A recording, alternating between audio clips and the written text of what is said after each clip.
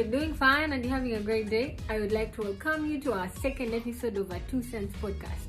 My name is Joan. So in our second episode today, I'd like us to have a continuation from our very first episode where we talked about all things about self-discovery. So while I was listening to my own podcast, I think a few days ago, something came to my mind. I had flashbacks of my whole journey. I was wondering, how did I get here? How did I start? When did I actually realize that this is what I wanted to do? So then I remembered that in my first blog, which is from about 2-3 years ago in 2019, at the end of the year, I wrote my first article, which was titled Self-Discovery as a Writer. So when I was reading through it a few days ago, I was like, oh my god, that was terrible. But at the same time, I was glad I started. So in that article, I wrote a few tips, behaviors. So in that particular blog, I remember I shared different tips, practices that one ought to embrace while they're on the journey to self-discovery. So when I read through, I think I was writing them to myself so that I know what to do. I think I was just writing a to-do list for myself. So I thought, how about we repurpose these tips that I mentioned over there so that they fit where our headspaces are at today. Since we are all starting out, once again, I mean, the podcast is a first time thing for me. So allow me dive into those so that we get to see how we can do this step by step together. So first things first, find what you love. Find what comes so easy to you. Find whatever it is that comes so natural to you. Whatever it is that you do effortlessly. We're living in a world that has so much innovation that even the list of things you expect can turn out to become the biggest enterprise of the century. So give yourself a shot, take time and figure it out, whatever it is. It could be a talent, it could be art, it could be drawing, singing, whatever it is. Figure it out and let's start from there. Okay, now that you found what you want to do, you're passionate about it, it comes to you effortlessly. Second thing you want to do is to be able to commit at it. Usually what most people say, which is actually right, that while you're young and figuring things out, it's always important to give yourself the luxury to be able to try out as very many things as you can. Yeah, I agree. But at some point, where it gets to a point where you have to choose, you need to be able to specialize so that you get better at one thing at a time. Usually when you have your attention split up to soccer, to basketball, to tennis, it becomes hard for you to be able to, I mean, if you're brilliant, please feel free, but if you're a person that takes things step by step like I do, I would suggest that you commit to something and perfect it and get better at it. Then you can always move on to the next thing after you've perfected whatever it is you started with.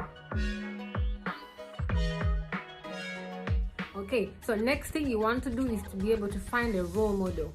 A role model is not someone you admire how they put on, or this is someone who has done whatever it is you want to do. They've been really successful at it, and they've been at it for a while. They usually have good experience with these things. So find that person and walk in their footsteps. If you have the privilege, if you have the luxury to befriend them and openly talk to them, then that's a +1 for you. If you're not able, it's still very possible for you to have a role model that you're not in a close relationship with and still be able to get advice from them. They may not necessarily talk to you, hey Tom, this is what you have to do, but when you follow them, I mean, now of late everyone has their life on social media, they share what they do, they share tips. Find ways of walking in their footsteps. That way you know which steps to take, which roads to avoid. It's very important to have a role model because it shapes you. So find a role model and walk in their footsteps. It will help you with so much. You'll skip so much of the back and forth because you'll know where exactly you want to be. Like how you look at Michelle Obama and you're like, oh my god, I want to be like that woman. If Michelle Obama is a role model, there is so much of her information, her podcasts, her videos. There is so much of her information on the internet that you can get. She doesn't necessarily have to talk to you directly. Oh, Joanne, you're from Uganda. This is what you don't need that. You just need to be able to follow up to your role models. Do you know that saying that says practice makes perfect? It's such an old one. I think I had it from the time I was in primary. At this point, you need to be able to practice whatever it is you want to do. If it's writing, you need to write as much as you can. If it's drawing, buy an art book, find a plain piece of paper and draw. If it's singing, sing every single day of your life. If it's public speaking, whatever it is, if you can do it for free, please do. And make sure you're in the process of whatever you want to do. Do not say, I want to be a singer, but you've even never done a free gig for your friends, or your friend has a wedding and they have to pay someone else to sing, and then you say you want to sing. No. So practice as much as you can. Take advantage of every opportunity there is for you to be able to practice or exercise whatever skill or talent that it is that you want to work with. On this one, I think I even mentioned it in our first episode. Use the internet. My God, the internet has so much resources, so much knowledge, so much information that can equip you to become an expert at something. So all you need is, are you willing to use the internet? Because for young people, I know internet is readily available. You have a smartphone, you have the internet. You'd rather use it for, I don't know, personally I use Pinterest a lot, or scrolling through Twitter. You know, a day goes by. TikTok now, oh my God, our generation loves TikTok so much. So use the internet. You may not necessarily quit. I'm not saying quit or enjoying the internet, but use it productively, because there is so much knowledge. I have a friend who told me that she is a self-taught video editor. Can you imagine? As in, this person went to the internet, specifically YouTube, and taught herself, watched tutorials until she learned how to edit videos, and she makes a lot of money off that.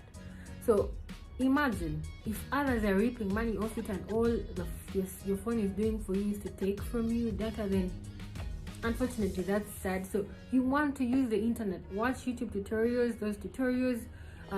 Those YouTubers share different resources, websites, platforms, applications you can download to perfect whatever skill there is. And trust me, there is everything, because the world is evolving every day. Very many people are creating different things. Innovation is going on. There's so many things that you don't know that are on the internet. Someone once told me that out of everything that's going on in the world, I think we only know of about 2%, and it sounded cliche at that point, but it's so true. There is so much going on the internet, and usually we are carried away with, you know, what's in your circle. What are Ugandans on TikTok, on Instagram doing? You really miss out the bigger picture of whatever is happening. So use the internet productively and teach yourself skills. Commitment is very, very important. Let me tell you an experience of mine. So like I said, I started my very first article in 2019. You can imagine. So 2020, 2021, we're in 2022, halfway. The year is about 2.5 years, and surprisingly, I don't even have 200 articles, and every year has 365 days. There was lockdowns in between there, where you're just at home and you're not doing anything. To think that I wasn't committed enough to come through for myself is such a shame. It's such a sad thing. It's so unfair to myself. So you do not want to be that person. If you get to listen to this today and you start today, in 6 months you'll be unrecognizable. So imagine if I had been as committed as I'm meant to be. How far would I be today? So commitment is very key in whatever you set your mind to do, because it sets you a whole lot apart from your peers, from your friends, your families, your classmates.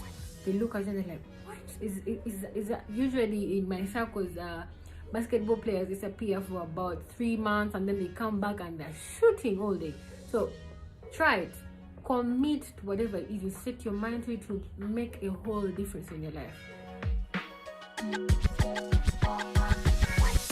Okay, so with those few tips, you probably think you have it figured out. Now you're ready to start. Yes, you should be able to start, but it is important that I mention that while you're figuring that out, you're most likely to face challenges. Usually what most people face is they don't have a support system. They don't have people that believe in them. I'm just going to keep using Uganda as the best case study.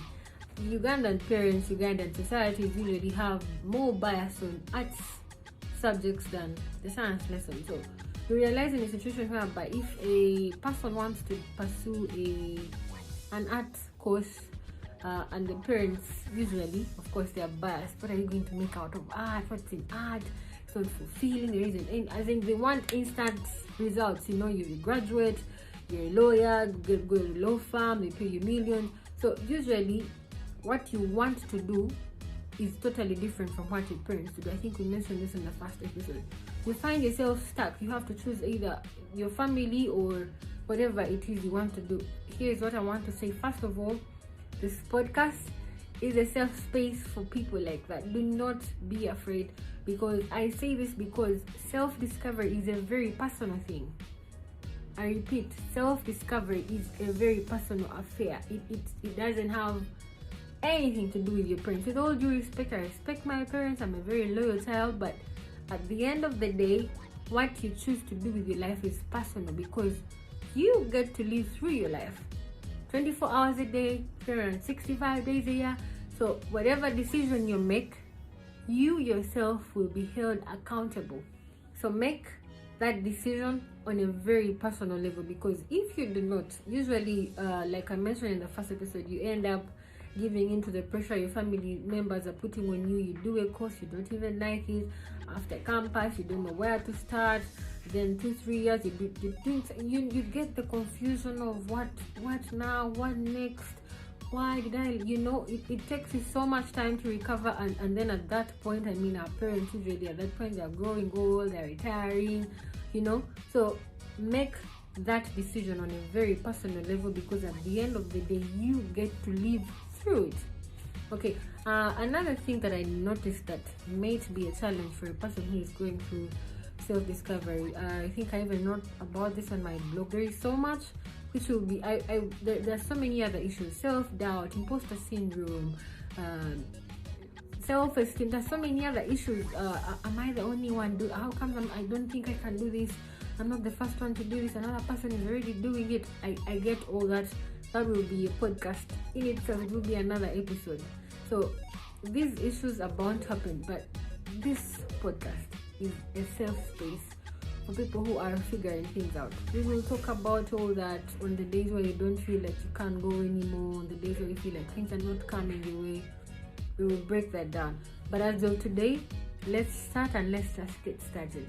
Start with whatever you have, use the resources you have, and make that decision as soon as you can, because I each time I am getting comfortable with something, I tell myself that there is someone else somewhere my age, and they're not sleeping, they're not playing around, they're not joking, and I'm here chilling. So I need you to tell yourself that mantra every time you feel like, I still have time. No, you don't have time.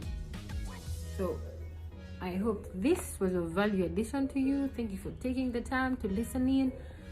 I will see you guys next time. Ciao.